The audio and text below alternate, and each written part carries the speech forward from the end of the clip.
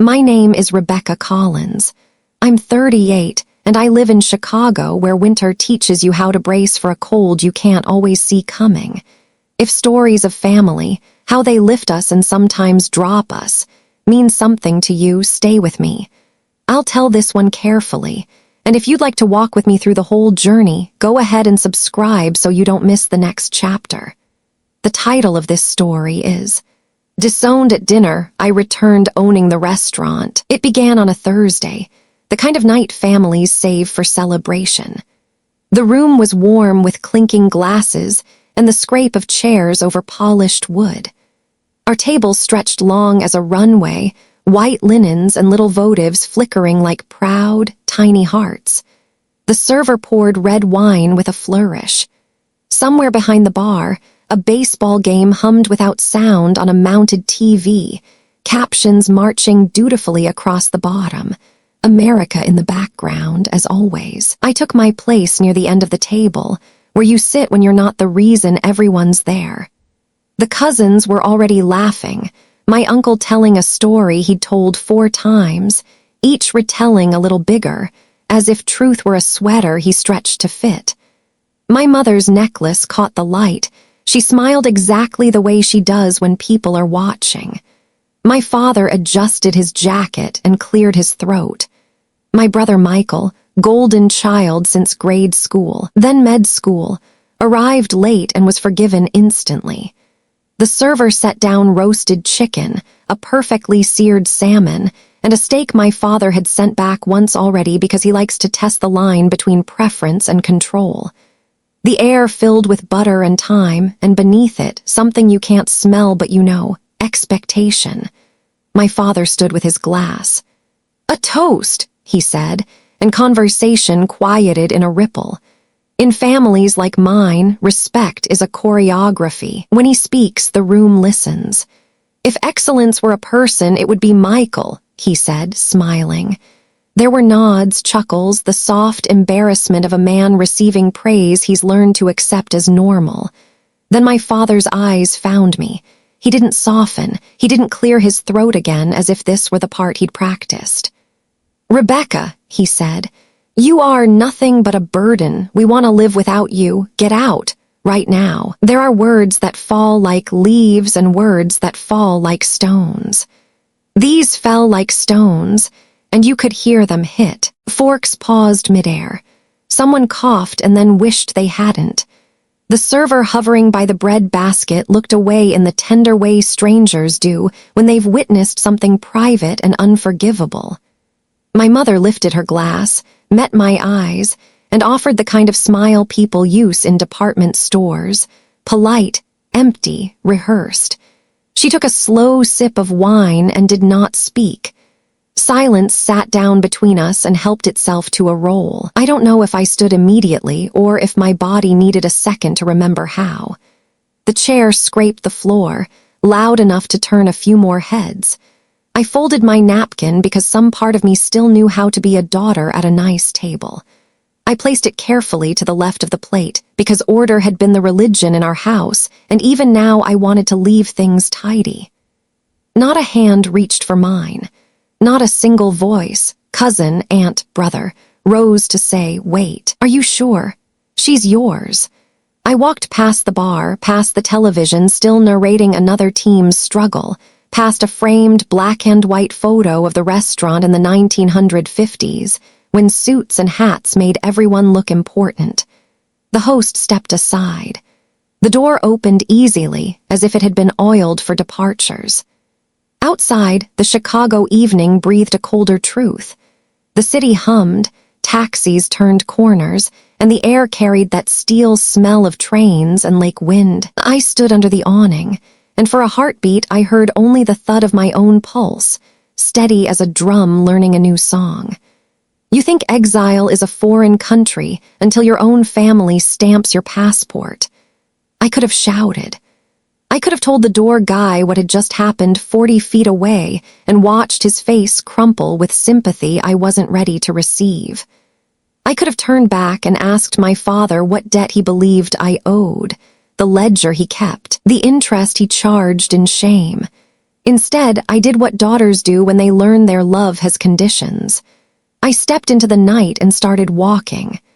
The sidewalk squared itself beneath my feet, one concrete promise at a time. I passed a bakery that was closing, the last tray of croissants cooling behind fogged glass.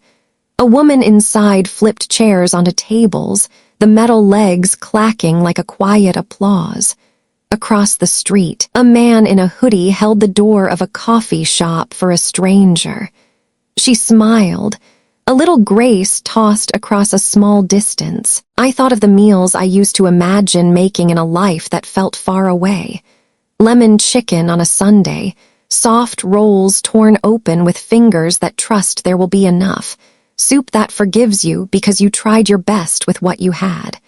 I had always believed a table could save us. My family taught me that a table can also be the place you're told you don't belong.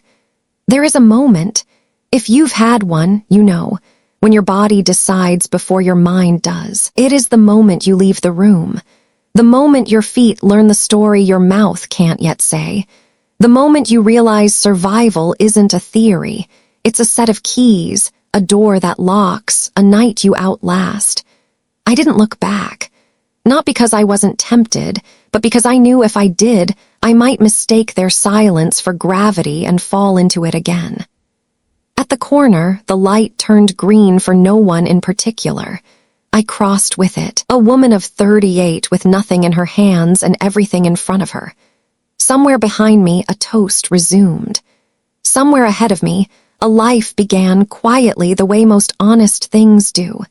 Families teach us two lessons: how to belong and how to leave. That night, I learned the second. And though I didn't know it yet, the leaving would become the doorway not only to my future, but to a different table, under a different light, with a different name on the door. But that is for another night. For now, this is what I can tell you. When the people you love decide you are too heavy to carry, you learn the weight of your own worth. And you keep walking. When I reached my apartment that night, a one-bedroom walk-up off Clark Street, radiator hissing like an old cat, I didn't turn on the lights. I leaned against the door until the wood remembered my shape, then slid down to the floor and let the dark say what I couldn't. It's funny what the mind will fetch when silence is the only witness. Not the insult itself, not even the way my mother sipped her wine as if it might wash me away, but a spelling test from second grade. Michael got a perfect score and a handshake from the teacher. I missed 2 words, neighbor and favorite. At dinner, my father tapped the test with his fork. Close, he said, and smiled at my brother. But close doesn't win scholarships. My mother cleared the plates quickly, as if effort were something to tidy. That was our house, praise like a currency, love backed by performance, respect over affection, the emblem of success more important than the heartbeat of the person wearing it. We weren't cruel, we were curated. Family photos with careful angles, holiday letters with selective truths, my brother's trophies on display in the living room, my recipes pinned with a magnet to the side of the fridge where guests wouldn't look. I don't think they meant to make me small. They were raised in kitchens where money ran thin and shame was cheaper than sugar. They learned that the safest way to live was to appear unbreakable. What they could not say, we are frightened. They translated into rules. Rules about college rankings, job titles, the square footage that equals worth. Respectable was their word for survival. The problem is that fear, when dressed up as love, still bruises. As a teenager, I discovered the one room in our house where fear lost its voice, the kitchen, but only after 9. After the news ended and the dishwasher hummed, I'd creep back down in my socks and experiment.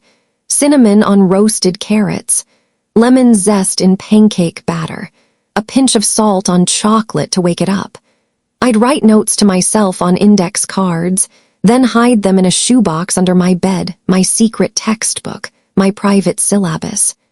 In those quiet hours, I felt something my family couldn't name for me, joy that didn't require applause. When I told my parents at 16 that I wanted culinary school, my father rubbed his temples. "Restaurants fail," he said, as if failure were contagious. My mother folded laundry without looking up.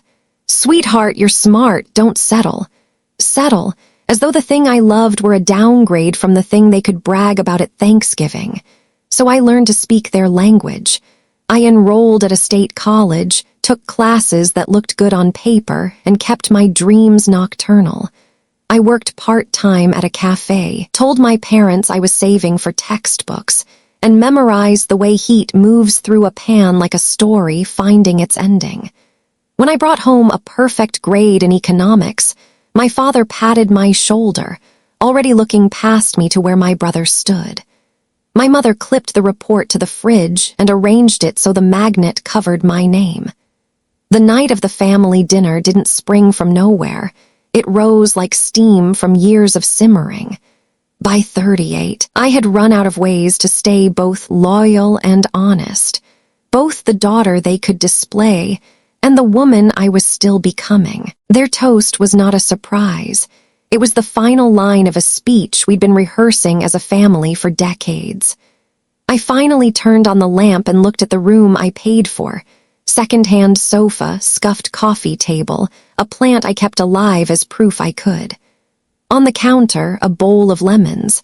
I took one, pressed it to my palm, and rolled it until the oils woke up. I zested it with a cheap grater, the bright smell ripping the night open. In a saucepan, I warmed milk, whisked in a spoon of sugar, a whisper of vanilla, the lemon zest. I set a tea bag to steep, Earl Grey, bergamot nodding to the citrus, and added a touch of honey. It wasn't a recipe, not exactly. It was more like a prayer with measurements. Sitting on the floor, back against the cabinet, cup steaming in my hands, I tried to make a map of what had happened. The easy route would have been anger, a road well-lit and crowded. But when I sifted through the evening, what I found wasn't hatred. It was fear, my parents' first language. Fear of judgment, fear that their daughter's path would say something unflattering about them, fear that love without control was not love at all. Fear is tidy. It likes rules and schedules. It stands up at dinners and makes pronouncements that sound like justice. But fear does not hold you when you are tired. Fear never washes a dish. I rinsed the mug and watched the swirl disappear down the drain. On the fridge, there was no magnet now, no report card. Just the photo of my hands shaping dough into something that would feed someone other than me. I wasn't a chef. I wasn't even a line cook. I was a woman with a lemon and a stove and the sense that, if I waited for permission to begin, I would never begin. So I did the smallest true thing I could think to do. I opened the laptop and searched for diner dishwasher hiring near me. It felt humble to the point of humiliation, and somehow exactly right. I made a list of buses. I set an alarm. I laid out clothes that could get wet and stay decent. Then I slid the shoebox of old index cards from the closet, leafed through recipes written in a younger hand, and tucked one into my purse. A reminder that even secrets can be seeds. Before I slept, I let myself remember the family dinner one more time, but I changed the frame. Not the moment my father raised his glass, but the instant my feet met the sidewalk. Not the sentence that expelled me, but the sentence that started in my bones the second I walked away. I am still here. If love has conditions, then I will learn the art of unconditional work. If I cannot be invited to their table, I will learn to build one. At dawn, the radiator exhaled like an old friend. I brushed my hair into a simple knot, put on a sweater I didn't mind ruining, and took the bus with the bakers and the nurses and the people who keep a city alive before the rest of it wakes. The diner smelled like coffee and yesterday's onions. The manager, a woman with tired eyes and a kind mouth, handed me an application, then a pair of rubber gloves. "Ever wash dishes for 6 hours straight?" she asked. "I've been preparing for it my whole life," I said and meant it. The sink roared, plates clattered, and steam kissed my face until my cheeks glowed. At first my hands ached, Then they remembered this, too, was a kind of making. I watched the line through a rectangle of glass, hands moving fast, fire lifting, servers swiveling like practice dancers. A grill cook shook salt as if he were blessing the meat. A woman at the flat top flipped pancakes with the gravity of someone who knew breakfast could save a morning. At noon, on my break, I stood by the back door with a paper cup of water and the smell of bacon in my hair. The alley was a ribbon of sun between two stubborn brick walls. A delivery driver whistled. Somewhere a radio played a love song that had outlived the couple it was written for. I took the index card from my purse, lemon vanilla custard, the one from last night, and smiled at the messy handwriting. A promise, smudged but legible. When I went back inside, I asked if I could stay after close to help wipe down the line. The head cook shrugged. "If you're not scared of grease," he said, "you can watch." I wasn't. I watched the way he tested heat with the back of his hand, the way he listened to a pan, the way you listen to a toddler, attentive, alert, forgiving. I asked a question and he didn't laugh. He answered. Then another and another. By evening, the manager tapped a schedule and pointed to my name. 5 days, she said. You want more, prove you can take it. I nodded, slipped off the gloves, and cradled the ache in my wrists like proof. I took the bus home as the sky went violet, that Chicago purple that makes the lake look like a bruise healing. In the window's reflection, I caught my own face, tired, yes, but lit from somewhere I hadn't seen in years. Not the glow of approval, the flame of beginning. My phone buzzed with a text from Michael, 2 lines, neutral, a weather report disguised as brotherly concern. Heard dinner got tense. Call me when you can. I stared at it until the screen dimmed. Maybe I would call him, maybe I wouldn't. Families are a long sentence. You learn when to pause, when to breathe, when not to finish the thought. At home, I set another lemon on the counter. I didn't need it, not yet. I just liked how it looked, bright, unapologetic, a small sun waiting to be used. I washed my hands, turned off the light, and let the room hold me without condition. The city hummed. Somewhere a train declared itself. I slept. In the morning, I woke not as the daughter who had been dismissed, but as a woman who had chosen a door and walked through it. The past was still there, and the hurt, too. But so was the sink, the line, the heat, the work. So was the possibility that one day I might feed someone a meal that tasted like staying. And for the first time, I understood. Leaving wasn't a betrayal. It was the beginning of belonging to myself. Download as audio. Morning at the diner began before the sun remembered the lake. I learned the rhythm like you learn a prayer by heart. Lights on, burners ticking to life, coffee filters lined up like soldiers, the first hiss of bacon hitting the flat top. The sink became my confessional. Plates went in with egg yolk halos and came out clean enough to catch light. The others called me Becca by the second week, the way co-workers shorten you not to diminish but to make room for you in the small language of a shift. I watched everything. The grill cook's hands, broad and sure, shaping patties by feel rather than measure. The line cook, Marta, flicking her wrist to release pancakes just when the bubbles told their secret.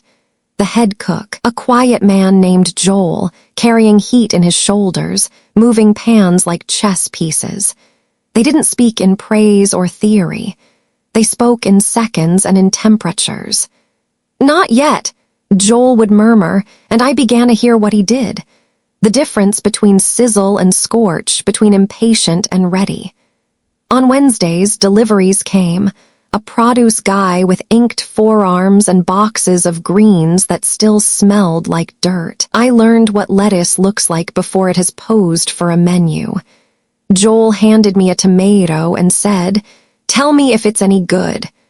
I pressed it to my nose. Summer lives there when the season is honest.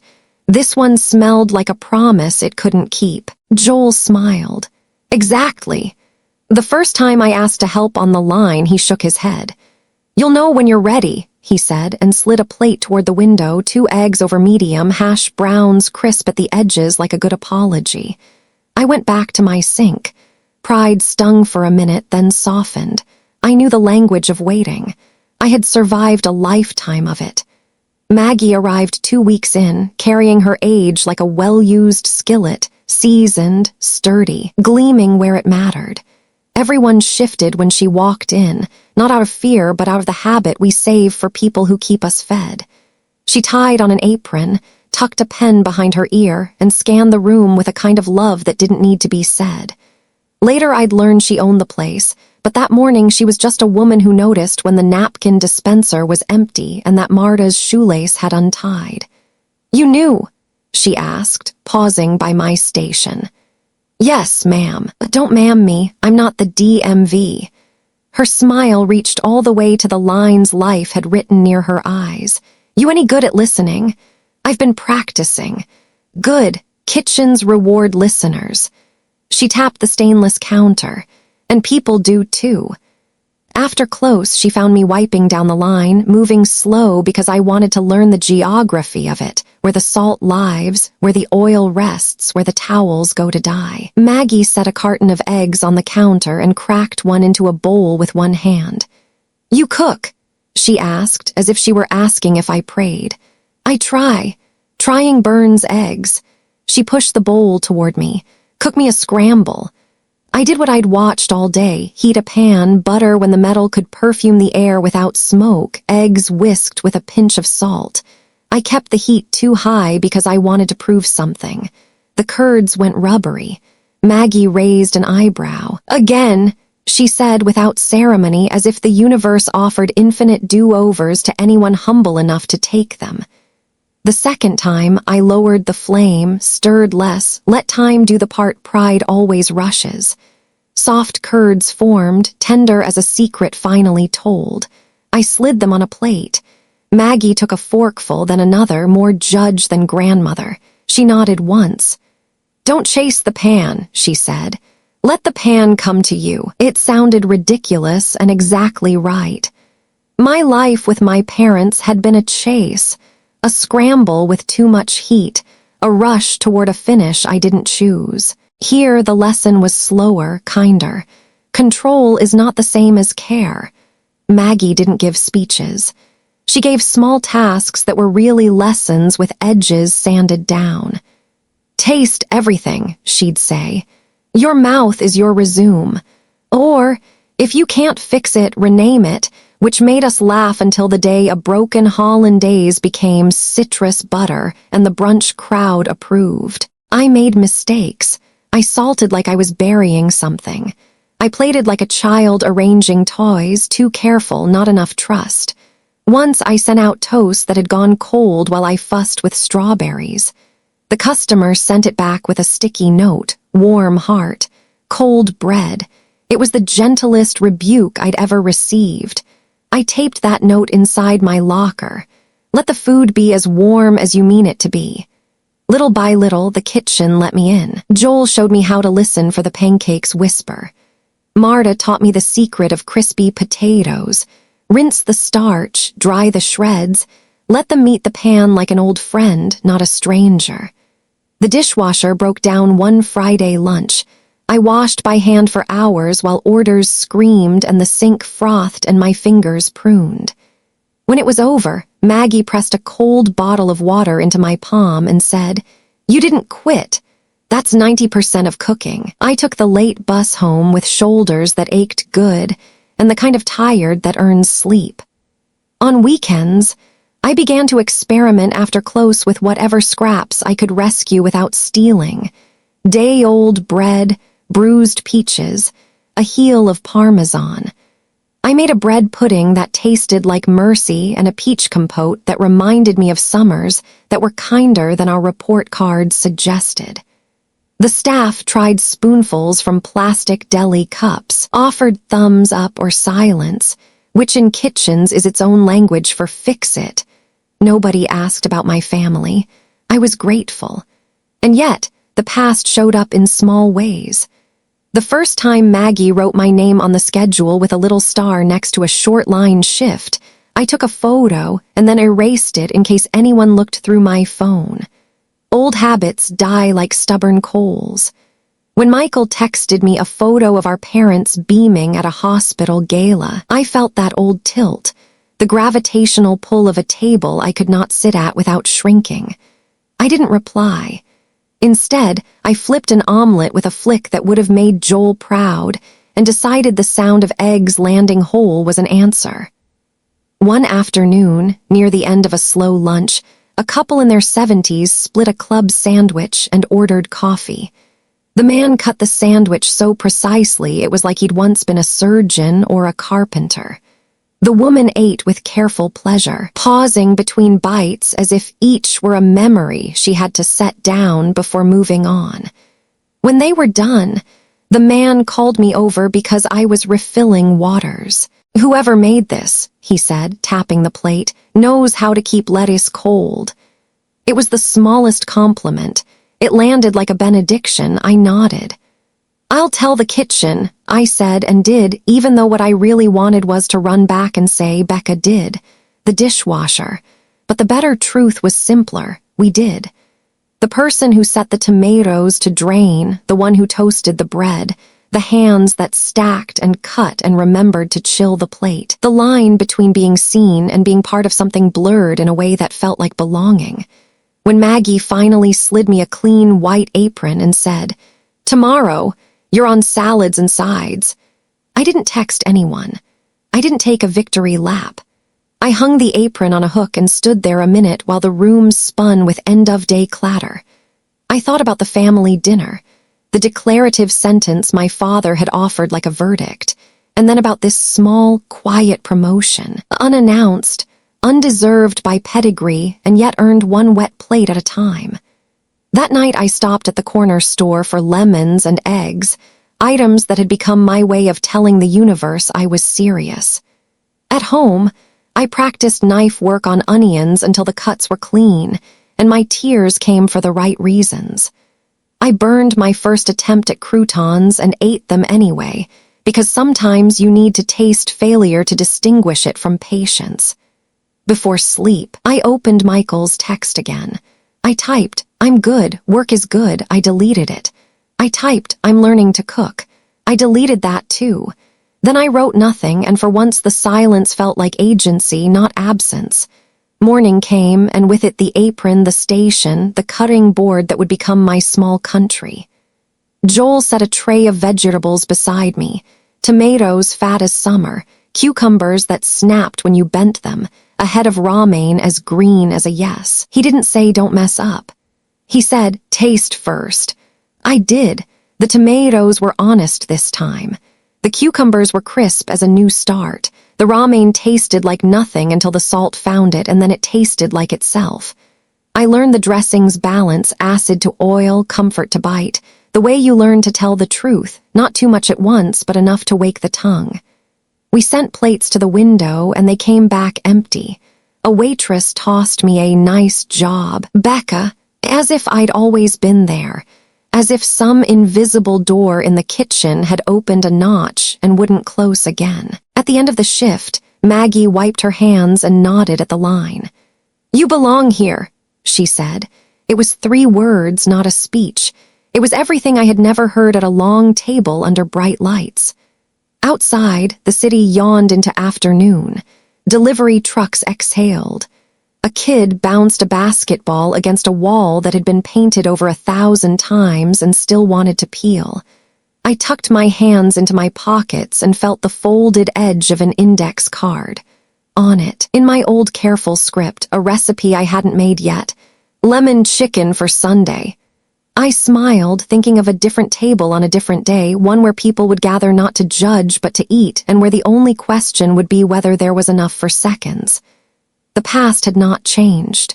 My parents had not apologized, but the heat of the line had taught me a language that did not require either. Work, taste, adjust, pay attention, feed people. In that grammar, I could finally conjugate a future. The first day on salads and sides taught me how much a kitchen trusts its edges to hold. It wasn't glamour, it was geometry. Dice even, slice clean, wash what grit the field left behind. Joel would pass the station and tap a bowl with his knuckle. 1 tap meant more acid.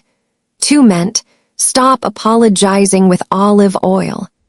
I learned to season the croutons still warm, to salt tomatoes only when they were ready to be eaten, to let cucumbers keep their winter of water and ask the dressing to do the rest. By the second week, the brunch crowd arrived like weather you could predict but not control. "Tickets!" Marta shouted, and the printer complied, white flags of surrender spitting into the air. My station flooded with orders. Cobb, house, Greek, no olives, dressing on the side, dressing on everything. A couple sent back a plate with a note, too much vinegar, and I felt a childhood sting I thought I'd outgrown. Maggie glanced over, not unkind. "Vinegar is a sermon," she said. "Not every Sunday needs one." On a Tuesday that pretended to be a Friday, the lines swung. Joel handed me tongs and nudged me a foot to my left. "Griddle's yours for 4 tickets," he said. "Don't burn the future." He said it deadpan so I'd know he didn't mean it, and did. The first order was basic. 2 eggs over easy, bacon, rye toast. The second was a test I didn't recognize until the yolk broke. Over medium, not overcooked, hash browns like lace at the edges, a pancake that needed to get off the heat 1 minute after I wanted it to. My hands remembered the scramble I'd ruined and found the smaller flame. When I plated, the bacon lay like a promise I hoped to keep. We made it through. "You kept food warm and your head cool," Joel said, which in chef speak is a sonnet. Marta smacked my shoulder with a towel and called me line-ish. I laughed in that relieved way you do when someone lets you belong 1 syllable at a time. Nights after close, Maggie started leaving me little assignments. "Make soup out of whatever the walk-in is tired of," she'd say, and I'd pull carrots limp with honest work, an onion that needed grace, bones from last Sunday's roast. I simmered and skimmed and tasted until the broth stopped arguing. We called it market soup, which is restaurant for we were frugal, and it turned into something you might want seconds of. The next day, a man in a suit ordered it twice and asked if we sold quarts to go. Maggie smiled around the edges. "Put your initials on the label," she told me, "so you remember you did it." I started saving money. The habit surprised me, like meeting someone in the mirror you'd heard rumors about. I kept tips in a jar at home, marked oven fund even though I didn't own a kitchen that needed one. I took a night class at the community college, knife skills taught by a woman who could julienne with her eyes closed and her hands open. In a fluorescent lit room that smelled like onions and ambition, I learned how to stand so my back didn't carry all my decisions. Some Saturdays, a blogger slid onto a counter stool and took photos like a hummingbird. Fast, interested, gone. A week later, strangers came in asking for the lemon chicken special we didn't have because the chicken had only been lunch for staff and courage for me. Maggie raised an eyebrow. "Run it as a weeknight special," she said. "Let's see if Lightning likes being invited." I wrote it down like a letter to a version of myself who still needed proof. Thighs, not breasts, sear for the skin, finish in the oven because patience is a heat, too. Pan sauce with garlic you treat kindly, and capers you add like punctuation. Lemon sliced thin enough to melt. The first night we sold out by 7. A woman at table 6, nurse's badge shoved into her cardigan pocket, closed her eyes after the first bite. "Tastes like Sunday," she said. "The kind before everyone checked their phones." The kitchen did what kitchens do when something works, pretended it had been obvious. Joel said nothing and then said everything by moving the lemon to a shelf where favorites live. Marta started calling me chicken like it was a title. Even the dishwasher, the machine, not me, seemed to run quieter that night, as if it understood that when a thing goes right, you keep the noise of it to a minimum and let the taste speak. Not every day was a crescendo. Health inspection week arrived with clipboards and a quiet panic that turned grown adults into teenagers cleaning their rooms before a parent gets home. We passed, but I learned where dust hides. Under ambitions, behind good intentions, in the corners of refrigerators and relationships. Maggie posted the in the window without ceremony. "You don't celebrate clean," she said. "You maintain it."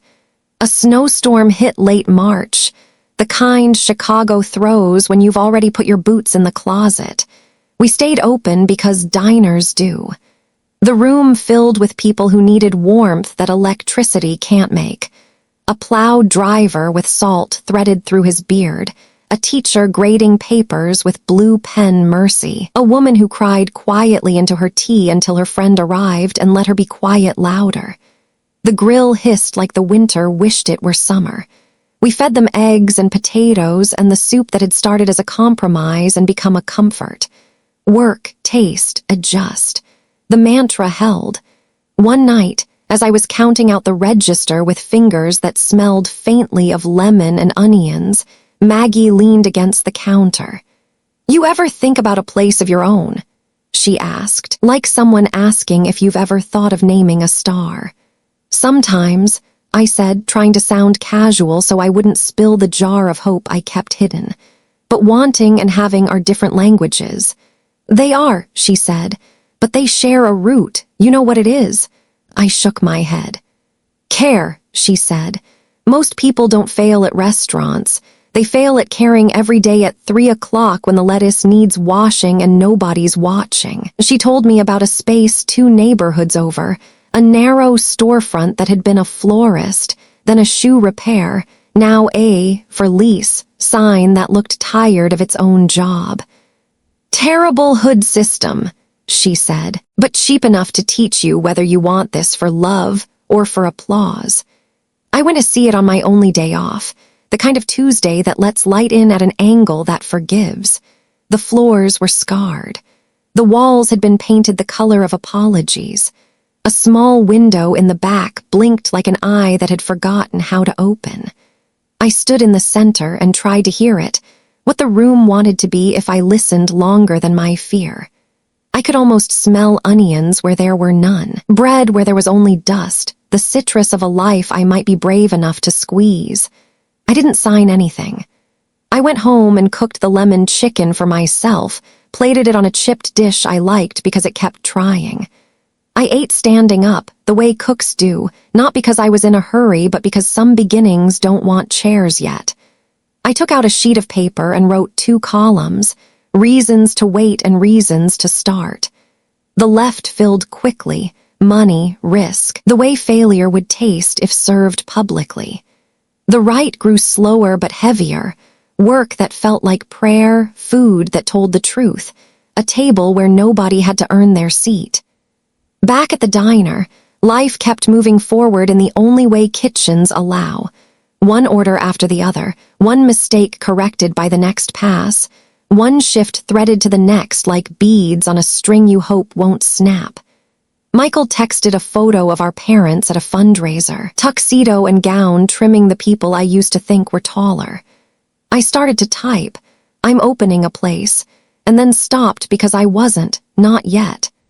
I typed, "I'm cooking lemon chicken that tastes like Sunday," and erased that too because I didn't know how to translate a flavor into a family that measured worth in headlines. Maggie came in late from meeting her accountant, dropped a set of keys on the counter.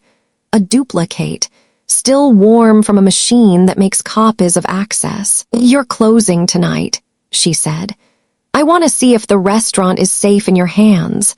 It was, and it wasn't, because nothing you love is ever entirely safe. After the last customer left, I locked the door, turned the sign to sleep well, and stood in the empty room listening to the hum of a space that had fed strangers into friends and workers into caretakers. I wiped each table like it could remember kindness. I checked the burners twice, then once more for the part of me that mistrusts an ending. On my way out, I caught myself in the window, a woman in a white apron with flour on her cheek and a list in her pocket. I thought about the dinner where I'd been told to leave, and the door that had opened as if complicit. Then I looked at the door I was locking now, the way it clicked and held, the way it would open in the morning because I would be there to turn the key. I slipped the duplicate keys into my bag next to the index cards, and a pen that worked when it wanted. On the walk home, the cold pinched my face and made me feel awake in a way coffee doesn't. The lake breathed out a fog that looked like the city thinking. I didn't know yet whether I would sign a lease or just learn how to stand more steadily where I already was. I only knew this. In a life that had often been narrated for me, I had started to write in my own hand, and the lines were leading somewhere warm. In the weeks after Maggie handed me the duplicate keys, the diner began to feel like a rehearsal for a play I hadn't been brave enough to audition for. I was learning not just how to cook, but how a day holds together, how deliveries arrive late, how onions run out faster than you'd swear, how a single burnt batch of bacon can tilt a morning if you let it. I kept my oven fund jar by the sink and fed it singles and coins, the way you feed a stray hope that has decided to trust you. The storefront 2 neighborhoods over stayed empty, its for lease sign warping slightly in the rain. On my second visit, I brought a tape measure and a notebook and the kind of nervous energy you get when you're about to ask a question that could change your life. The landlord was a man who'd learned to smile without promising anything. He walked me through the lease terms like he was reading me the weather, matter of fact, not unkind. "Hood's old," he said. "Grease trap's older, but the bones are good." I tapped the floor with my shoe and believed him. Some spaces carry a heartbeat if you listen from the soles. Back at the diner, Maggie pretended not to pry and then pried with surgical finesse. "You want it because it's yours or because it's away?" she asked, and I loved her for knowing the difference. "Because it's mine," I said, surprising myself with how steady my voice sounded. She nodded. "Then don't let away be the reason you rush." I didn't rush. I moved like soup thickening, slowly, with heat you'd check and recheck. I called the city about permits. I learned the tax on hope. I priced a used hood system and took a breath I couldn't quite afford. I stood in the empty room with my eyes closed and placed things where my hands could find them. 6-burner stove here, prep table there, a shelf high enough for lemons but low enough for gratitude. I sketched a menu in pencil. Not a manifesto, just a handful of honest plates, lemon chicken, of course, a soup that changes with the walk-in's mood, a salad that treats greens like they deserve better than penance. The night I told Maggie I was going to sign, she poured us end-of-shift coffee and sat with me on the back step where the air smells like steam and garlic and the day's last smoke. "You'll want to do everything at once," she said. "Don't. Pick 3 things you'll do every day even if the world falls over. Wash the lettuce. Taste the soup.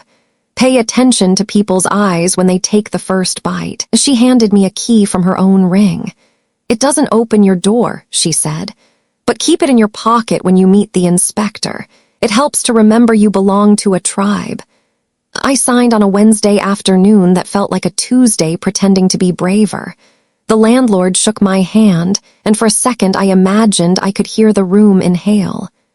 "You have 60 days to open," he said, which sounded like both a dare and a blessing.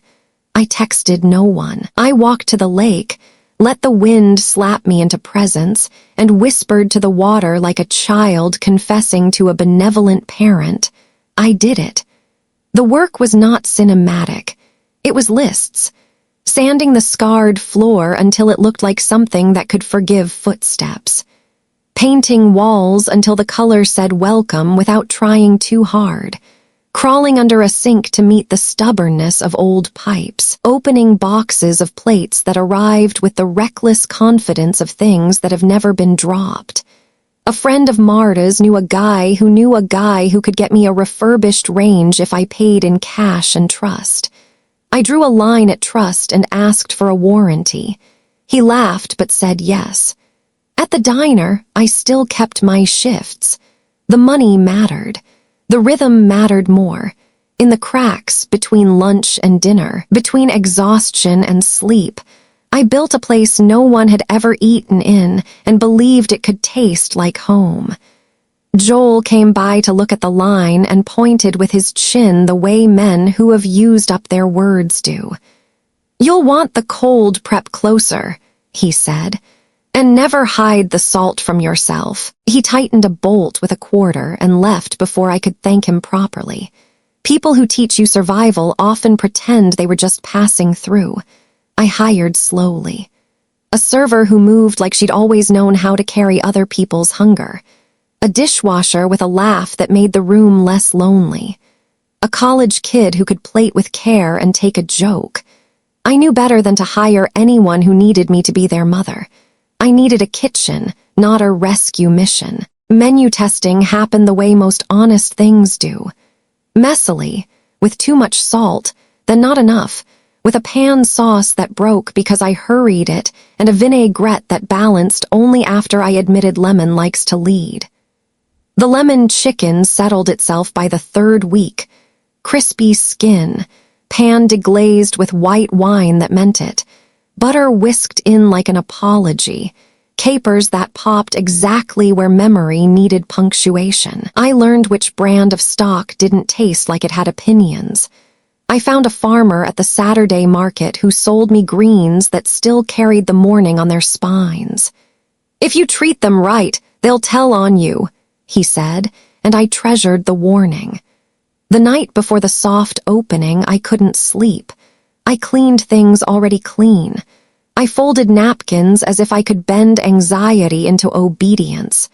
I set a lemon at every station, less for the juice than for the way their brightness felt like optimism you could hold. Maggie stopped by, checked nothing, and fixed something just by being there.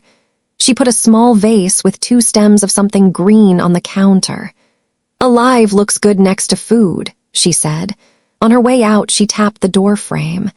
"Say the name when you lock up. Let it hear itself." I had not named the place yet. Everything sounded either pretentious or too shy. At dawn, standing in the light that washed the floor and didn't apologize, I whispered the word that had followed me from the diner to the lake to this room with its stubborn hood and its patient stove. Sunday. Not the day, but the feeling of it. The kind that makes you talk slower, pass plates, forgive quicker. I printed a temporary sign and promised a real one when the first month's rent wasn't a cliff. People came. Not many. Enough. A nurse with a double shift in her eyes. A couple who fought quietly over a decision they'd make anyway. A man alone with a book who ordered soup and read the same paragraph 4 times, content to sit in the steam of his own life. The first plate we sent out trembled a little in my hands. It left the pass. It returned empty, the sauce traced with a finger where bread had failed to collect it all. Not everything worked. The salad wilted faster than we could charm it. The bread arrived on time and then didn't, teaching me the terror of a supplier's shrug. The dishwasher machine flooded after the 3rd table, and my hired dishwasher and I laughed the way people laugh when they want to cry, but can't afford it. We covered the floor with towels that told a story of humility. The server forgot to ring a ticket and made it right with grace you can't train. At the end of the night, the cash drawer held less than a miracle and more than a warning. It was enough. On the 3rd night, a woman in a cardigan the color of good decisions came in and ordered the lemon chicken. She ate quietly, then asked if I was the owner. I wiped my hands and went out. "It tastes like patience," she said, searching for a word that didn't laugh at her. Like someone waited for this. I could have cried. Instead, I nodded. "We did," I said. "We're learning to wait better." I went home to the apartment that had heard me make the first decision and put the oven fun jar on the table. I emptied it and counted. The money wouldn't change the rent. It changed me. It was proof of small choices accumulating into a life. I put the coins back because rituals matter. Reviews came in the only way I could bear them. Word of mouth, a post on a neighborhood board, a photo of the lemon chicken under 2 bright lights with a caption that made me blush. Tastes like someone cares. A blogger showed up unannounced, took photos without humming this time, and later posted a line that felt truer than anything I could have written. No pretense. Just food that remembers your name. I wrote that on an index card and taped it inside the dry storage where no one could see but me. Sunday began to fill on actual Sundays. People lingered. They asked for more bread and then asked if they were allowed to ask. I told them yes, as if I were granting permission to a child who'd learned to apologize for wanting. A man proposed at table 4 with a ring hidden under a napkin, and when she said yes, the room clapped without checking who else was clapping. An elderly woman came alone every Thursday and ordered soup and half a salad and left a tip that didn't match the total, as if gratitude could pay to stay. And then, one afternoon between lunch and the moment the room resets for dinner, I saw them through the front window. My parents, walking slowly, dressed like they were going somewhere no one could deny was important. My mother adjusted her sleeve. My father checked his reflection in the glass and smoothed a wrinkle that wasn't there. They didn't see me. They walked past. For a moment, I expected the old gravity to tilt me toward the door, to pull me back into the orbit of a table that had no chair for me. It didn't. I wiped a counter that was already clean. I checked the lemons. I tasted the soup and added salt, just enough to wake it, not enough to tell it what to be.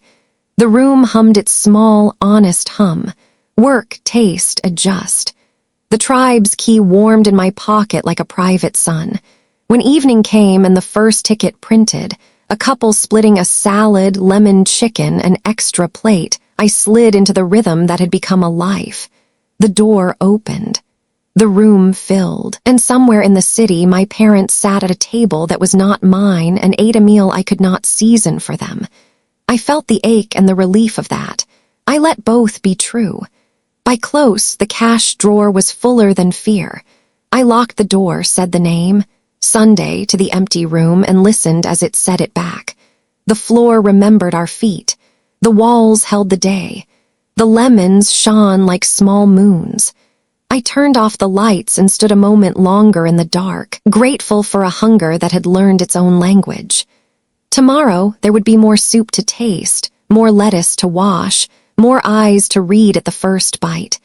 Tomorrow, there would be the work of staying, which is harder and holier than the work of starting. And someday soon, whether by accident or design, the past would walk through my door and sit down under my light.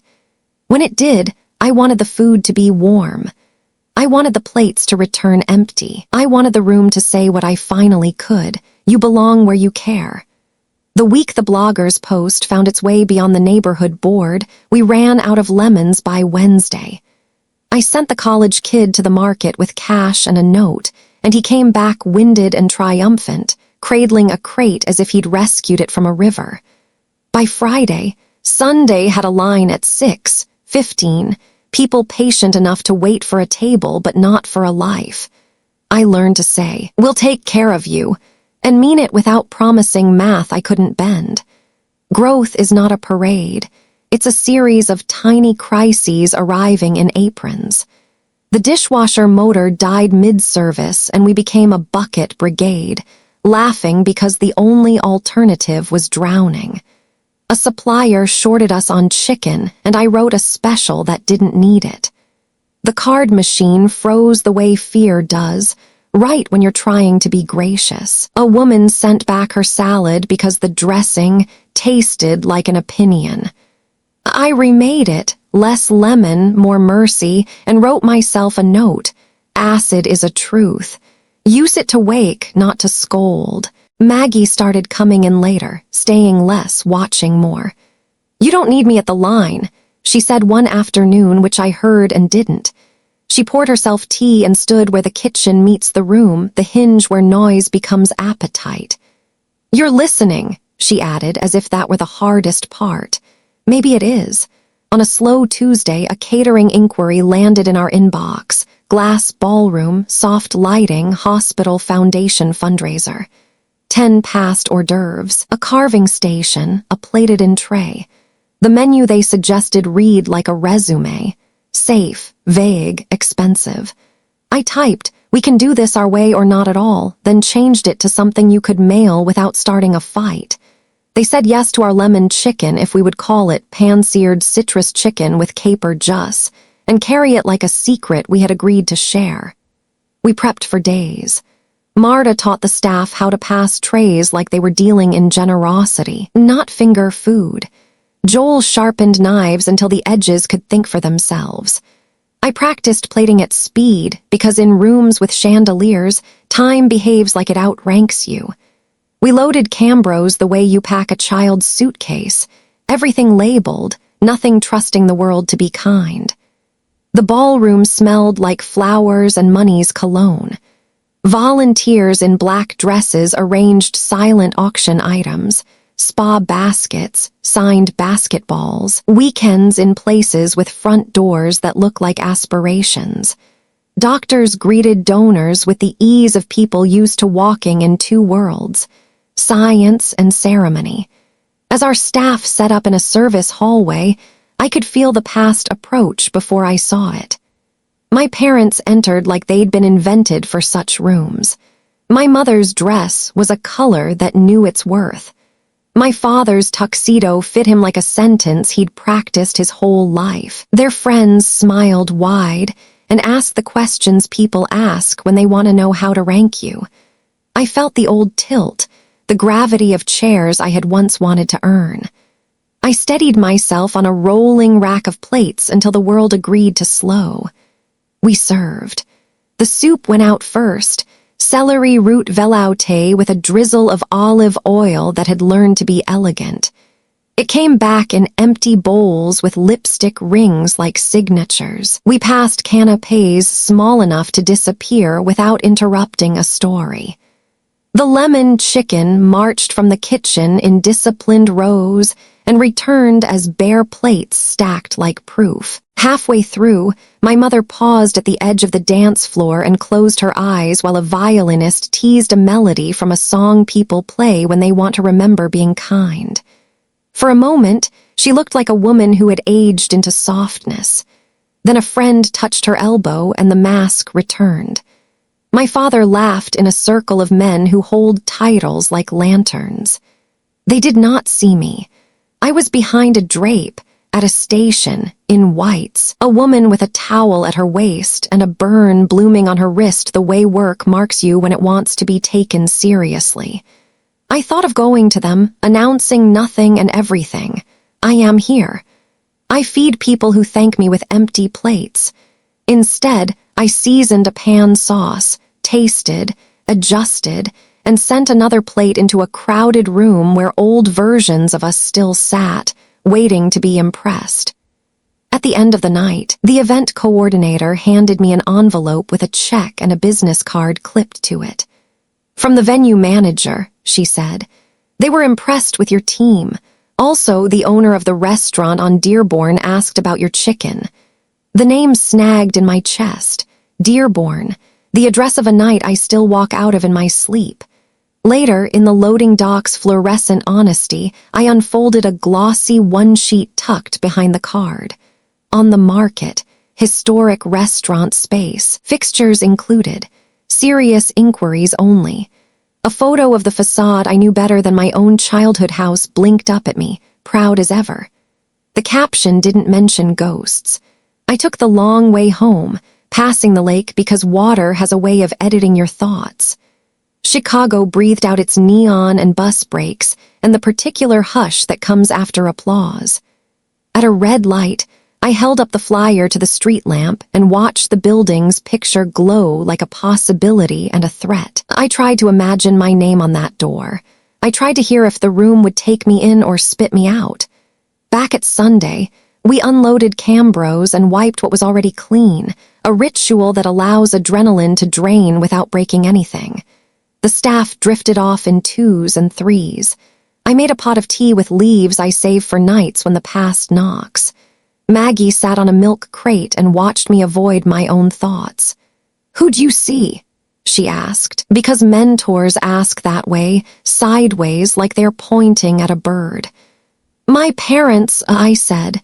She nodded as if I'd told her it might snow. "They didn't see me. Did you need them to? I wanted to say no. I said, I wanted the food to meet them first. That's not nothing, she said. Sometimes that's everything. I showed her the flyer. She didn't flinch. Of course it's for sale, she said. Everything is eventually. She turned it over, read the terms that pretend to be neutral. If you call, do it as a person who has a kitchen, not a person who lost a table. That night I slept in stops and starts, dreaming of rooms with too many chairs and none of them facing the stove. In the morning, I did the only thing that has ever steadied me. I cooked. We were short a cook, so I took the line from open, and the griddle accepted me like a friend who forgives lateness. The first eggs slid whole. The bacon sang. I watched the tickets stack and unstack as a day wrote itself in grease pencil. Between breakfast and lunch, a florist from 2 doors down walked in with a small arrangement she couldn't sell, a handful of ranunculus in a jar. Thought your counter could use some stubborn joy, she said. I set the flowers where the afternoon light could teach them to glow. I dialed the number on the flyer and listened to a voicemail tell me to leave a message. I hung up. Instead, I called the landlord for Sunday to ask a question I wasn't sure how to word. If I wanted to lease a second space, I said, hypothetically. He laughed. People who say hypothetically are already spending money in their heads. He gave me a broker's name anyway. We filled lunch. A woman brought in her father, who ate the soup I'd made from yesterday's honest mistakes and declared it better than the kind his mother used to make, which is how men tell you they love what you did without having to compare it to pain. A teenager came in alone, ordered fries, and did her homework as if our dining room were a safe library.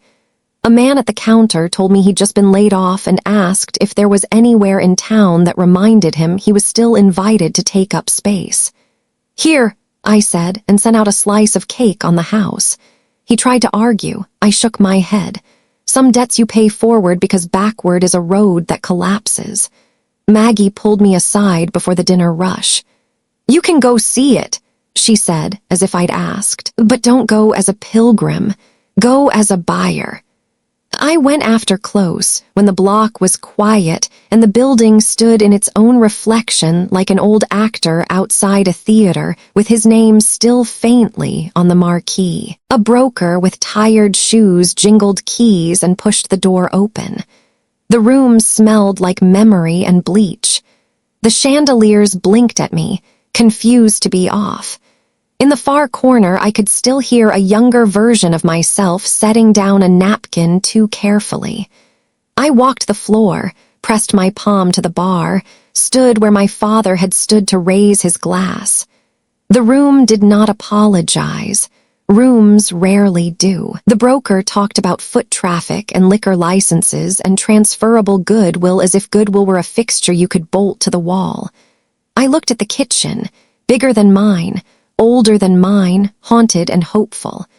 I imagined my crew here, the way laughter would sound in a room that once held its breath.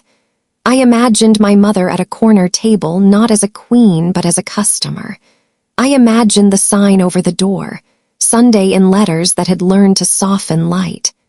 I'll think, I said, the answer of a person trying to convince herself she's still allowed to. Outside, the broker flicked off the lights and locked the door with a motion that felt ceremonial. He handed me a card already dog-eared by other hands. It won't stay empty long, he said. On the walk back, Dearborn gave way to side streets where windows told the honest stories. Kids' drawings taped crooked, a lamp left on for a dog who hates the dark, a woman dancing while she set a table for one. I reached Sunday and unlocked the door, said the name out loud because I needed to hear which room answered. The answer came in the way the air changed when I stepped inside. The lemon I'd cut that afternoon still perfuming the counter, the hum of the cooler that lets you make promises, the list on the pass with tomorrow's prep, and my name next to soup. I stood very still and listened to the small orchestra that is a restaurant at rest. It sounded like a life I had built with my hands and my attention. It sounded like yes, but not yet. I turned off the last light and let the darkness be kind. The phone in my pocket was quiet. The keys were warm. The night held. Tomorrow there would be menus to print and chickens to butcher and a call to return if I chose. For now, there was the work I could touch. Lemons to wash, lettuce to clean, a room to open in the morning for people who would arrive carrying hunger the world seldom names. I locked the door and walked home under a moon that looked like a plate, empty and waiting. The morning after Dearborn, I woke with the taste of decision in my mouth, metallic, like a penny you shouldn't have put on your tongue and did anyway. I made coffee too strong and drank it black because some choices don't deserve help. At Sunday, the cooler's hum steadied me. I wrote the prep list like a person who believed in lists more than in luck. Stock bones, pick herbs, segment lemons, confess to the soup pot what you can't say out loud. By noon, the room filled the way a song gathers a chorus. A carpenter with sawdust still in his hair ate meatloaf like payday. A woman in scrubs fell asleep for 17 seconds between bites and woke smiling. We ran out of the custard. I shouldn't have put on the menu yet, and sold the last portion to a girl who licked the spoon the way children forgive the world, completely for a minute. Between lunch and dinner, I called the broker. My voice sounded like someone holding a door. "I want to see the financials," I said, and he emailed me a packet that wore confidence like cologne. Historic revenue, pre-pandemic peaks, post-pandemic reality, the ledger's brutal honesty about things that used to be full and now weren't. I ran the numbers with a pencil until the eraser begged for mercy. The math wasn't a no. It wasn't a yes. It was if you care daily at 3 o'clock when the lettuce needs washing. I took the packet to Maggie, who read it without blinking, the way people who have been burned still reach for the stove. "The rent is proud," she said. "The liquor license is a riddle. The dining room is a promise. Are you buying a room or a moment?" I didn't answer. She didn't push. "We'll keep Sunday steady," she said. "If you jump, jump with your knees bent."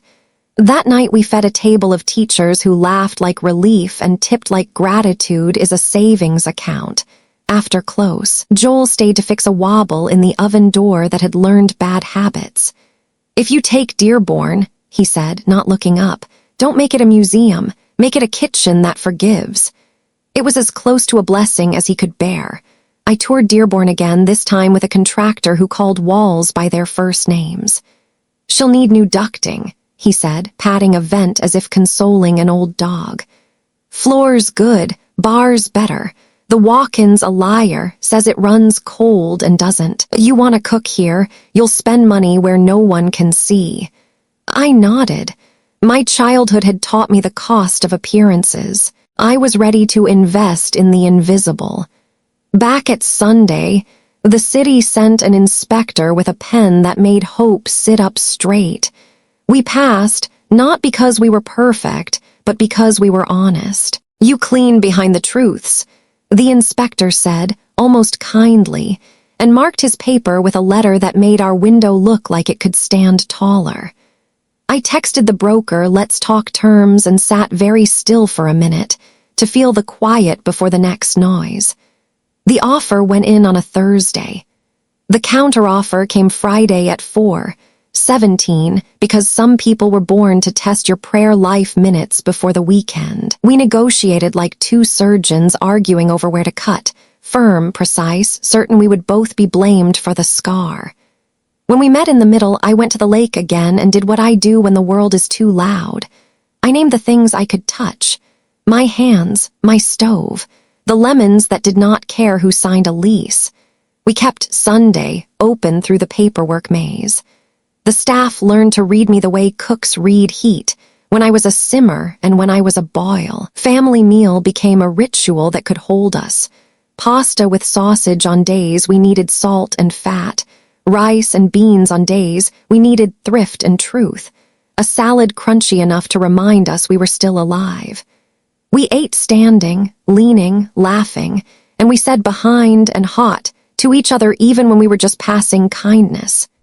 Michael started calling on Sundays, voicemails that sounded like someone walking past a house they used to live in. "Hey, Beck, thought of you. Mom and Dad are good. You okay?" I didn't delete them. I didn't respond. I stirred a pot and let the steam do the answering, not yet, but also not never. When the bank asked for a business plan, I wrote it like a recipe. Ingredients I knew: work, attention, lemon, salt. Methods I respected: listen, taste, adjust.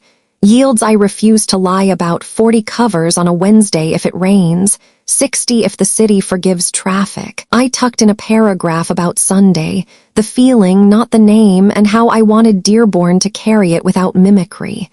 The lone officer, a woman with a laugh that jumped fences, looked up after page 7. "You can cook," she said, not a question. "Can you count?" "Every day," I said. "Between orders." She smiled. "That's the only math I trust." We signed on a Monday morning that smelled like copy paper and pens that had spent their lives saying yes and no to strangers. I took the keys, a ring heavy enough to make my pocket list, and stood in the empty dining room with the lights on and the shadows behaving. I said the name softly. "Sunday." The room heard me and didn't argue. Renovation began in the fine print months call "Meanwhile." We kept Sunday open and took turns at Dearborn, Marta painting trim the color of a quiet invitation, Joel cursing at a stubborn bolt like a man freeing a saint from a too-tight frame, me pulling old carpet tacks from a floor that had draped itself in other people's stories and was ready to show its grain. Maggie brought sandwiches and sat on an upturned crate, telling me which corners shape conversations and where to put the table for the couple that will try again if the light is kind. The chandeliers went to storage. I kept one, not to hang, but to remind myself what we'd taken down: spectacle without warmth. We installed softer fixtures that lit plates and faces without judging either. We pulled the bar forward a foot so the bartender could hear stories instead of orders. We sanded the host stand until the scratches told the truth. In the kitchen, I put the salt where my hands would reach for it without thought. I set a lemon on every station because I trust brightness I can hold. Sunday, Dearborn opened without a ribbon or a speech. We unlocked the door and let the room breathe. The first reservation was a name I didn't recognize. The second made my stomach drop: Collins, party of 6. I checked the phone number. Michael. The part of me that still stands up when my father walks into a room rose and sat again. I didn't cancel. I didn't hide. I told the staff the truth without making it theirs to carry. "We will feed them," I said. "Warm and well. We will not audition." Joel looked at me for a long beat and then nodded, the way a man nods to a bridge before he crosses it. They arrived on time, dressed the way people dress when they expect to be seen. Michael caught my eye, and something in his face softened, the way late afternoon light forgives a room. My mother's hand hovered at her throat. The necklace she wore the night she sipped her wine had been replaced by something smaller, subtler. My father scanned the room as if authority were a muscle he feared might atrophy. "Welcome," I said, because hospitality is a language I speak now. I didn't say to my restaurant because it wasn't the sentence we needed yet. I led them to a corner table that collected light without glare. The first plates went out the way first impressions should: hot, honest, not trying too hard. The soup celery root again, because some comforts deserve a reprise, returned to the kitchen empty. The fish landed with its skin still singing. The steak rested long enough to unlearn its stubbornness. The greens tasted like they'd been respected. They ate. They spoke in the careful way families do when there is a history they will not read out loud. Michael asked about the menu and listened to my answer with his shoulders, leaning in, not away. My mother complimented the flowers, and I told her the florist 2 doors down calls them stubborn joy. My father said nothing that required me to be small. Between courses, a server handed me a note from table 6, where a couple in their 20s had just licked the last of the pan sauce off their forks. Tastes like patience, it said in a loopy hand that made me hopeful for them. I slipped the note into my apron beside an old index card, a little talisman that whispered, "You were always walking toward this." For dessert, I sent out something not on the menu, a small lemon cake, the glaze thin enough to crack, the crumb tender like good news. I set it down without ceremony. "On the house," I said. "For the table." My mother looked at the plate as if memory had texture. My father cleared his throat and tried to wear gratitude without buttons. Michael smiled the way brothers do when they recognize the child you both were in a different house. We didn't speak the old words. We didn't adjudicate the past. We did the thing I opened Sundays for. We passed plates, we tasted, we adjusted. When they stood to leave, my mother reached for me and then instead touched the smooth edge of the host stand I had sanded myself. "It's beautiful," she said. It was not an apology. It was not nothing. After close, the room exhaled. Staff laughed the laughter that only comes when work has turned strangers into witnesses. I stood in the doorway between the kitchen and the dining room, the hinge where noise becomes appetite, where a daughter became a woman who feeds the world she lives in. I thought of the night the door opened easily for my exit, and the moon looked like a plate. Tonight, the plate was full, scraped clean, stacked high. I turned off the lights one by one until the room held just enough dark to make the lemons shine. Tomorrow, there would be produce to receive, and a grill that needed a new habit and a bank account that would not be impressed. There would be a city to feed and a name to live up to, and a family that might come back or might not. There would be the work at 3 o'clock. Wash the lettuce, taste the soup, read the eyes at the first bite. I locked Dearborn and walked the 2 blocks to Sunday, because I am a woman with 2 keys now, and both doors know my hand. The morning after my family's dinner at Dearborn, I found a lemon seed stuck to the prep table, dried into a small comma. I flicked it into my palm and kept it there while I wrote the day's list, as if punctuation could steady a paragraph I wasn't finished with. The room smelled like flour and cut herbs and the calmer kind of adrenaline that follows a night gone right. Michael's voicemail waited on my phone. "Thank you, Beck, for the cake. For the way you ran the room. Call me when you can." I let the message sit, not out of spite, but because some bridges are better crossed in daylight with both hands free. I folded the prep list into my apron pocket and started with the lettuce, because 3 o'clock work still saves me at 9 in the morning. Word spread the way it does when people find a place they want to believe in. Lunch filled with hospital badges and construction boots, dinner with birthdays and first dates, and couples who remembered how to listen when a plate arrives that asks them to. A review landed in the local paper, 3 stars, the kind of praise that takes a breath before it speaks. At Sunday, Dearborn, the food is honest and the light is kind. Bring someone you owe patience to. We grew into the compliment, not up into. I hired an extra prep cook, a quiet kid named Lewis who could chiffonade basil so gently it kept believing it was still a leaf. I moved Marta to front of house lead 2 nights a week because guests told me they felt safer when she told them what to eat. Joel began to speak in full sentences. "You're not precious about the menu," he said, plating a fish that still looked pleased with itself. "That's why it tastes like it belongs." With 2 rooms to feed, I became a woman who counted in head counts and boxes, in pans and percentages. I learned the difference between running a shift and running a system. I learned that Tuesday is the day you fix what Wednesday will judge. I learned that success is a deeper sink, more dishes to wash, more places for grime to hide, more corners to keep honest. On a Thursday that felt like it might snow even though it wouldn't, a health scare clipped the week. Maggie wobbled as she stepped off the back curb with a crate of tomatoes. She waved me off, but the crate hit the ground and so did she. A sprain, not a break, the ER doctor said, her ankle wrapped in something that made the rest of her look older. Back at the diner, she sat with her foot up on a chair and gave orders with the ease of someone who could do the job with her eyes. And now her feet closed. "Let them carry it," she said when I offered to take her home.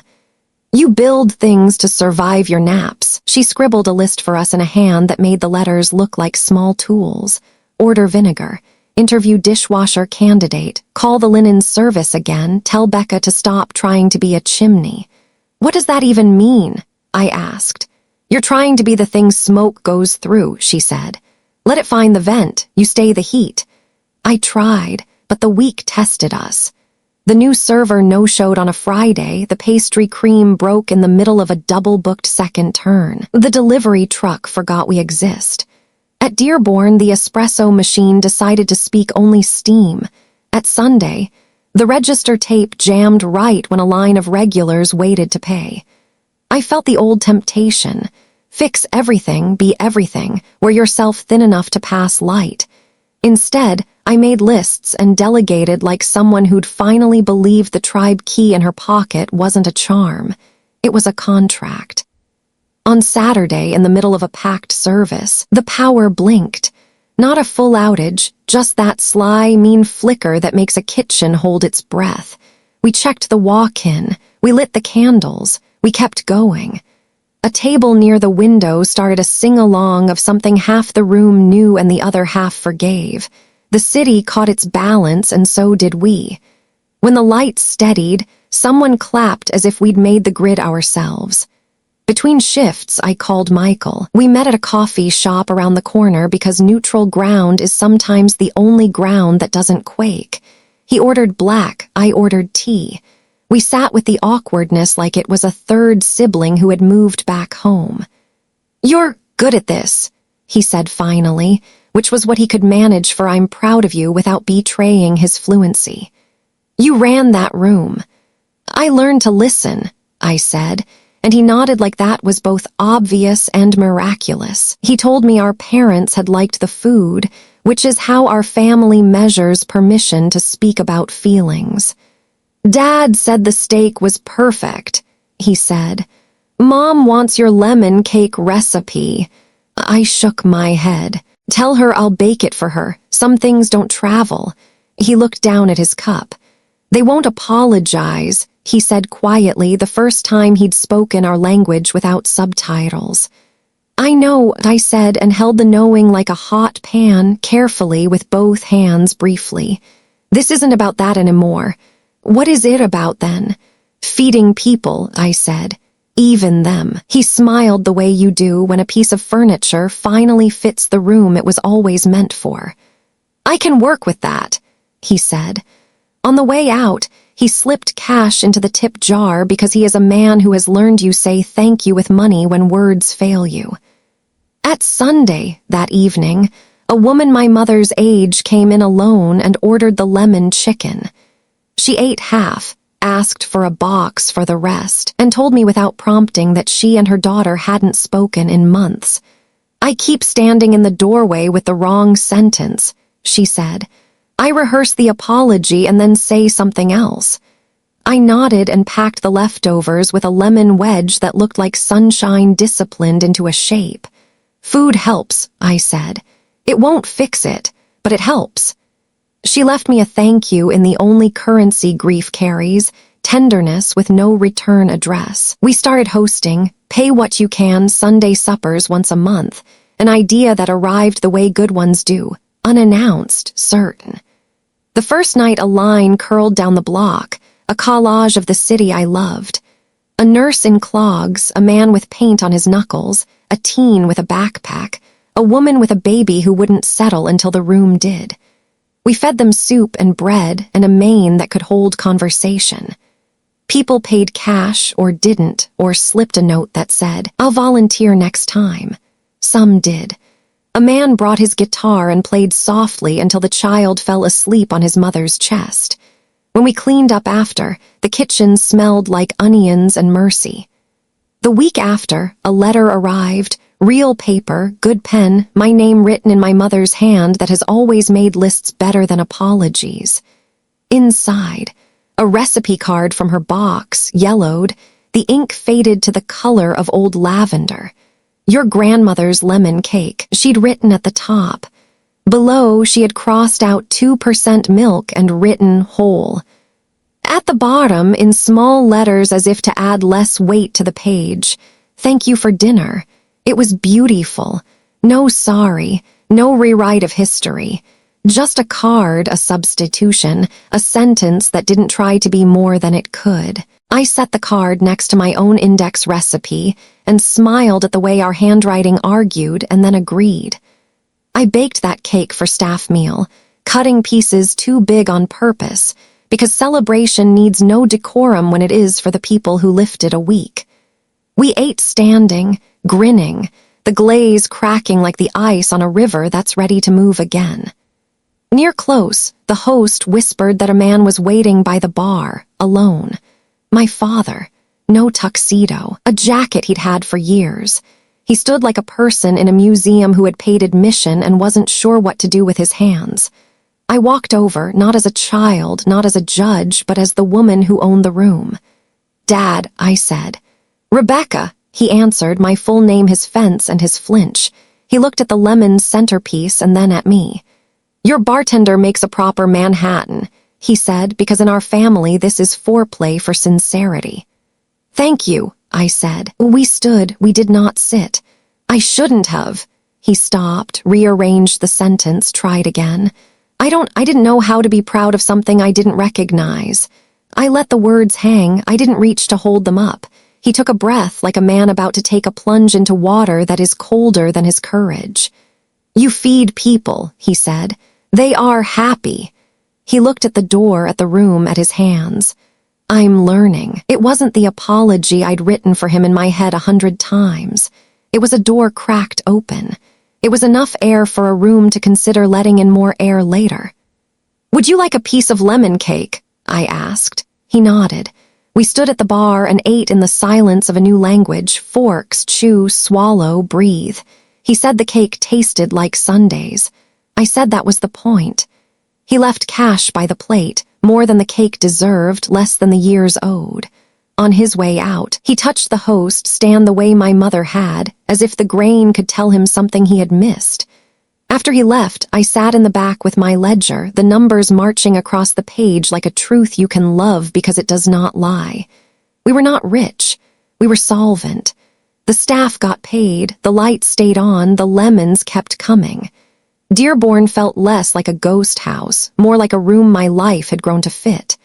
I texted Michael. He came by. We ate cake. He replied with a thumbs up and a heart. The emoji language we've agreed to, when sentences would tip into something neither of us can hold. I took a photo of the 2 recipe cards side by side on the stainless counter and sent it to him.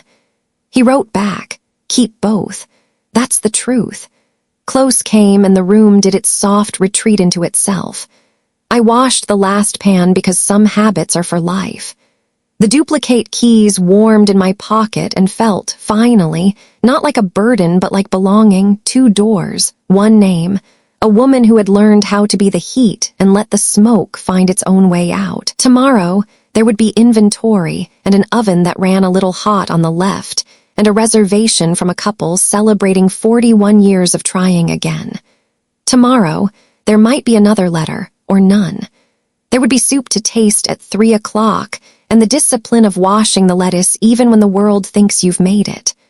I turned off the lights. The lemons kept their quiet glow. The room held the day the way good bread holds butter, gently, completely, with room for more. Heat came early that year, thick as a blanket you can't kick off. By noon, the city shimmered. By 3 o'clock, the cooler at Dearborn flickered and lied about its temperature. We moved fast, triage in aprons.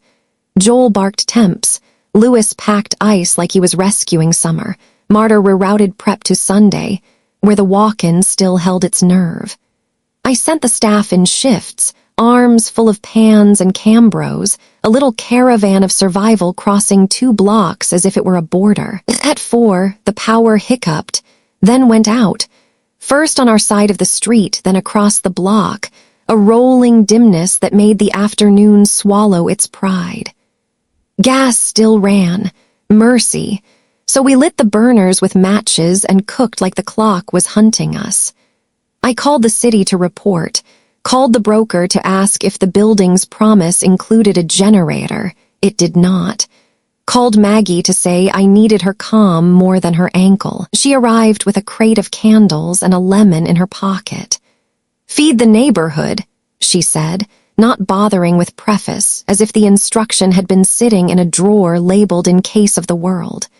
"Price it at please. Keep the grill hot." Word spread the way hunger does in a blackout, mouth to ear, block to block. We propped the doors open. The room filled with people holding their day in their hands, a mail carrier who hadn't finished her route, a suit with no Wi-Fi to prove he was important, a teenager clutching a violin case like a passport. We cooked the perishables first, fish before chicken before anything that could forgive another hour. We ran lemon over everything, bright insurance against the heat.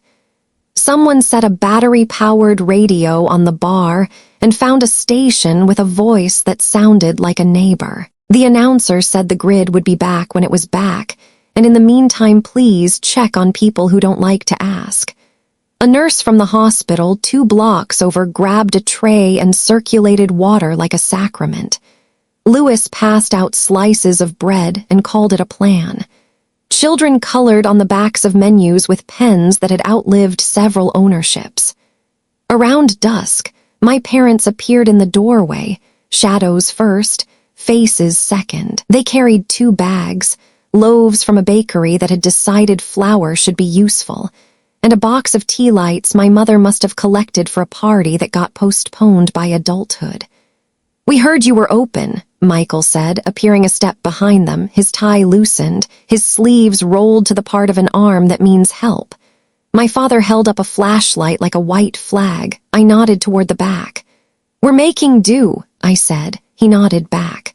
"We're good at that." I put my mother at the salad station with Marta because work is a language, and I wanted my mother to hear its verbs. "Wash, spin, salt," Marta said, handing her a towel without ceremony. My mother did as told, the way a woman does when the room is not hers but she has chosen to be useful. I set my father by the door with the radio to greet and seat. When a breaker needed sweet talk in the basement, he went down with Joel and came back up with dust on his shoulder and a small grin that belonged to a younger man. Michael bussed tables without being asked. "Behind," he said, learning the word in a minute and making it sound like he'd always known. We served by candlelight and pilot flame. The lemon chicken tasted like it had always been meant for nights the city couldn't promise electricity. The soup, hastily born from vegetables we refused to lose, took on the hush of a room that agrees to be fed together. A woman played the violin softly near the window, the bow tracing a melody that found the spaces between voices and made a home there. When a toddler howled, the room laughed and then gentled itself so the child could trust us. Tips went into a jar labeled, "Who needs it most?" People slipped in cash and notes. For my neighbor on 8, for the man with the paint on his sleeves, for you when the lights come back and the bills remember you exist. A firefighter came in to make sure we weren't breaking laws we didn't know we were breaking. He left with a plate and a promise to look the other way at the candles. "This counts as a shelter," he said. "The right kind." Near 9, the power returned block by block, the kind of cheer that gets stuck in throats because it feels too easy to be believed. Our lights flickered back like someone upstairs remembered us. The room clapped for itself. We kept serving until the food was gone and the radio played a song my grandmother used to hum when she cleaned. The last plates came back empty and smelling faintly of lemon, because some days you want the food to remember the light even when the light forgot you first. We cleaned by habit. My mother wrung out a towel with the competence of a person who has made kitchens behave. She set the last bowl to dry and looked at me, and in her face there was a fatigue that undressed pride. We were not taught this language, she said quietly, as if admitting to a teacher she'd cheated for years. We thought love needed polish. She touched the lemon at my station with a fingertip like testing a word for sweetness. You were right to keep cooking. My father stood with Joel by the back door, comparing ancient basement sins. He turned to me and said the thing men like him say when they are trying to be honest without removing their armor. It was good work, he said. He meant, you did something I understand. Maggie sat with her ankle on a milk crate, queen of the humble court. You run 2 rooms now, she said, a grudging pride warming the scold. Don't forget you're still one person. I promised nothing, which is the only honest answer when your heart has more burners than your body. When the last guest left, a teenager doubled back with her violin case and pressed a folded thank you note into my palm. I didn't know where to go, so I came here. It said in pencil that made bravery look like homework. I tucked the note into my apron beside my mother's recipe card and my own. The cards made a small, papery sandwich of 3 generations trying to say yes. The next morning, the paper ran a photo of the blackout, buildings like dark teeth, and in the corner, our doorway lit by candles, a line of people holding each other's day in patient hands. The caption was clumsy and kind. Neighborhood restaurant serves through outage. We got calls all day from people who wanted to thank us by making Friday a reservation instead of a promise. A church offered volunteers for our next Pay What You Can. A teacher asked if her students could come peel carrots and learn what community tastes like. The health department called to make sure we hadn't killed anyone. We hadn't. We had fed them. Sometimes those are closer than people think. Dearborn's walk-in was beyond persuasion. A new one would cost what we didn't have and needed. The landlord, alarmed by the attention and the invoice, agreed to split it after a negotiation that sounded like 2 people trying not to drown while sharing a life jacket. We signed the dotted lines, and I signed checks that made my stomach tighten in a way that felt like growth more than fear. Tuesday is for invoices. I wrote on the prep board under pick herbs, because ritual keeps panic from inventing itself. By week's end, the city hummed like itself. We returned to normal, which is a word kitchens don't trust. Parents came in with kids who wanted to see the candles by daylight to prove to themselves we hadn't dreamed the way the room held. A man dropped off a generator with a bow on it and a note. For the next time. There's always a next time. We gave him lemon bars like a receipt. Michael started showing up on Thursdays to help with family meal, chopping onions with a concentration that made me forgive him for being good at everything too quickly. He cried into the cutting board because onions are useful that way. Mom wants to volunteer at the next Sunday supper, he said between tears and smiles. Dad said he can fix the hinge on the bathroom door if you stop pretending it doesn't stick. Let him, I said. We're all learning to unstick. At night, when the rooms were asleep and the coolers told the truth, I walked both spaces like you walk a child to settle their dreams. I checked the pilot lights, counted the lemons. I stood by the host stand and thought about all the doors that had let me out and the ones I had learned to open from the other side. Work, taste, adjust, wash the lettuce, read the eyes at the first bite. The practice felt less like a job now and more like a vow. On my way home one evening, a man outside the Dearborn door stopped me with a folded magazine. "You're in this," he said, pleased to be the messenger. It was a city monthly, the kind that decides what matters on glossy paper. Inside, a feature, tables that hold us, 5 restaurants teaching Chicago how to eat together.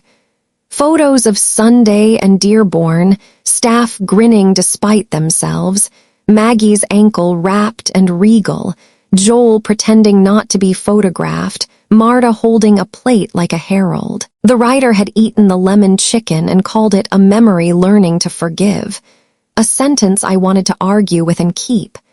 At the bottom, an invitation disguised as a postscript, city food and light festival, chefs who served through the blackout, Saturday in Grant Park.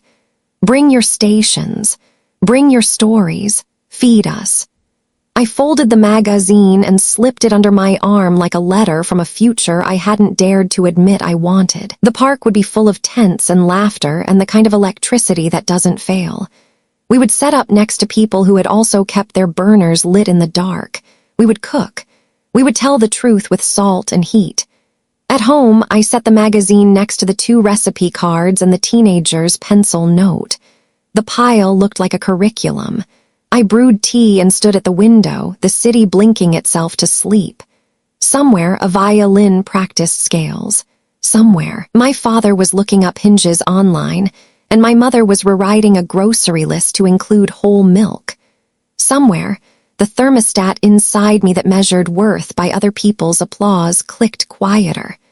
Tomorrow, we would plan a festival station and argue about how many lemons is enough. Tomorrow, invoices would want answers, and a new dishwasher candidate would not show. Tomorrow, the room would open and people would arrive with their days in their hands. We would take them, warm them, send them back better. I turned off the light. The apartment held. The keys on my table caught a slice of street lamp and made a small, silent constellation. I traced it with my eyes like a child who has learned to trust the dark. Grant Park woke like a giant kitchen, tents popping up like pot lids, extension cords crawling under feet, the smell of onions and ambition moving on the same breeze. We arrived in a caravan, pans, Cambros, lemons, the battered flat top that Joel swore was a better friend than people. Marta had made signs the color of ripe fruit, Sunday and beneath it Dearborn in letters that didn't shout but refused to whisper. Lewis carried a crate of herbs like a bouquet a city might marry. Keep it simple, Maggie said, ankle braced, crown invisible. Bring what feeds, leave what flatters. We decided on 2 things, the lemon chicken that had turned into a sentence people finished for us, and a soup that could forgive the weather, late summer corn with basil, and a whisper of cream. I tasted the broth and thought of Midwestern fields, and the way my grandmother used to tell the difference between rain and a rumor. Joel adjusted the burners, murmuring to the propane like he was negotiating peace. Volunteers from the blackout night appeared at our tent as if we'd sent postcards. The nurse in clogs, the violin girl with her case, the mail carrier with son on her shoulders. We tied on spare aprons and turned our corner of the park into a temporary home. By 10, the festival had the hum of a well-run service. Chefs hawked small miracles on paper boats, families strolled, faces already shiny with barbecue gloss in August. A TV van idled near the fountain. The host's hair did not move in the wind. The MC, a woman whose voice could cut through crowd and clatter, worked the aisles with a cordless mic, announcing raffle winners and shouting out kitchens that had stayed open during the outage. When she reached us, she held up a fork. "A lemon chicken with caper jus," she said, smiling like she'd practiced the words and enjoyed the way they sat in her mouth. "The line starts to the left because you're about to believe in Sundays again." We cooked and passed plates, thin slices of chicken under sauce that gleamed without bragging, kernels sweet as a promise that kept itself. People ate standing, eyes closing the way they do when bite and memory line up. A boy asked for seconds and Charles at the next tent shouted, "Bring me a bowl when you're done." A woman dabbed at her eyes and said it tasted like her mother's kitchen on days her mother forgave herself. Marta winked and slipped an extra piece of bread onto her plate. The violin girl set up near our tent, case open, bow steady. She played not quite songs, more like bridges between them. When a gust sent napkins flying, my father appeared at the edge of the tent, catching paper like a man rescuing stubborn birds. He had on a faded Cubs cap and the jacket he wore the night he tasted cake. My mother arrived with a roll of painter's tape, as if summoned by the universe's need for a person who carries tape. "Tables wobble," she said by way of hello, securing our tip jar to the counter with maternal precision. Michael came last, pushing a dolly stacked with cases of water and a grin that fit him better than the old tight pride. "Thought you'd need these," he said, setting them down like a man delivering babies. He tied on a spare apron and asked, "How thin?" As if he'd been slicing lemon forever. He would smell like citrus for hours. He didn't mind. Around noon, the TV host descended, camera in tow, smile warming like bread. "You're the chef who kept cooking in the dark," she said, and I felt the way a pot feels when it comes to a boil without being watched, inevitable and a little wild. "Give us your story in a bite." She held the mic the way a good server holds a tray, steady, generous, a little amused. I told the truth without the footnotes. We kept the burners lit. People came. We fed whoever needed feeding. I plated a taste for her, spooned a ladle of soup that still steamed honesty, and didn't say the part about a girl with a violin and a mother's recipe card and 2 lights in one city learning to be rooms I could stand in. She tasted, eyes closing on the second chew. "It's patient," she said, finding the word others had left us. Like the city at its best. The cameraman panned over the lemons, the line, the crew, catching Maggie's nod that said, "Don't get sentimental, do the work." He swung past my parents and caught my mother's hands, sure and quick, boxing portions without wasting tape or time. The host turned to my father. "And you are?" she asked. He hesitated a breath and then said, "A volunteer." The word landed like an olive branch on a plate that could hold it. News moved through the festival like heat, word of mouth with better shoes. A chef from a fancy place stopped by with a plate of tiny tarts and a sincere grin. "You're the lemon people," he said. "I'm the butter guy, let's be friends." We traded bites and secrets, his, sea salt on peaches, mine, lemon peels simmered in syrup and chopped into the glaze. A man in linen offered a business card embossed enough to leave a dent in opinion. "Investors could scale this," he said, half promise, half temptation. "Franchise the feeling." I looked at the card, at the line, at the violinist tilting a melody toward our tent. "We're learning to stay," I said, and he nodded like a man accustomed to hearing no from women who mean it. By mid-afternoon, the sun slapped hard. We shifted to shade and sprayed water at wrists and necks the way kitchens teach you cool travels through pulse. We ran out of soup, then out of chicken, then out of will to pretend we could outcook a crowd. "Last 20 plates," Marta called, and people accepted the finiteness the way children accept bedtime if you promise tomorrow. The final servings went to a trio in matching t-shirts that said food is a love language. The last plate went to a woman whose hands shook when she reached for it. "My son's in the hospital," she said, half excuse for her trembling. "He asked me to bring him whatever tastes like home." I added extra lemon and nodded as if permission were a spice I could pass easily. When the trays were empty, we fed the volunteers and ourselves, bits and ends, corners of crisp skin. The last spoonful of just scraped from the pan with a heel of bread. The violinist stood in the shade and rosin dust turned gold in the light. A breeze found the park. For a minute, Chicago remembered how to breathe. Packing up is a truth serum. You learn who stacks, who wipes, who lingers, who vanishes. My parents stacked. Michael wiped.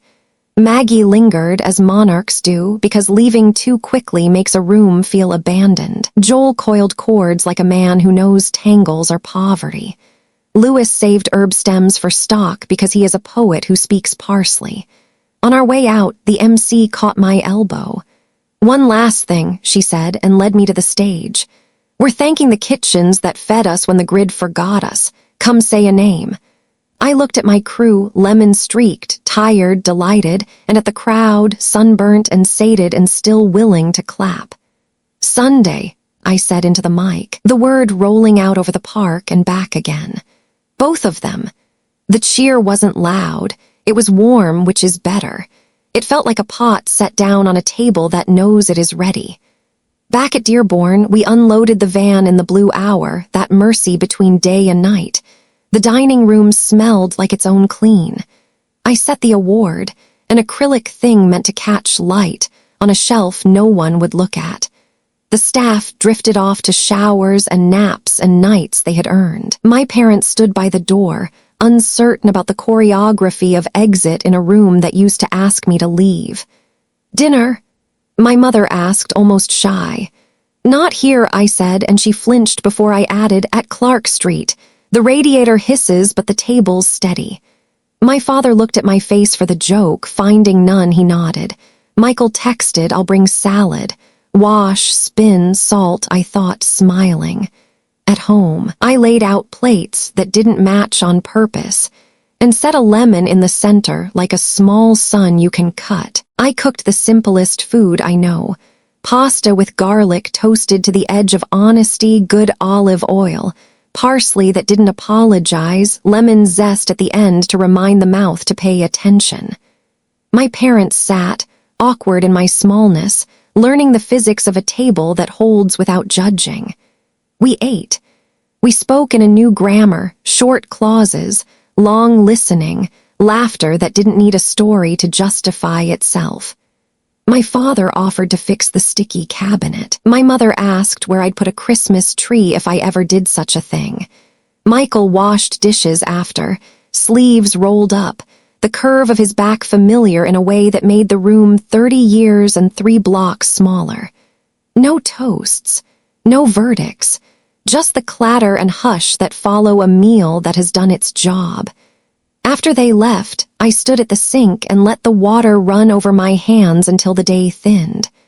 On the counter, the acrylic award caught a streetlight and threw a modest halo.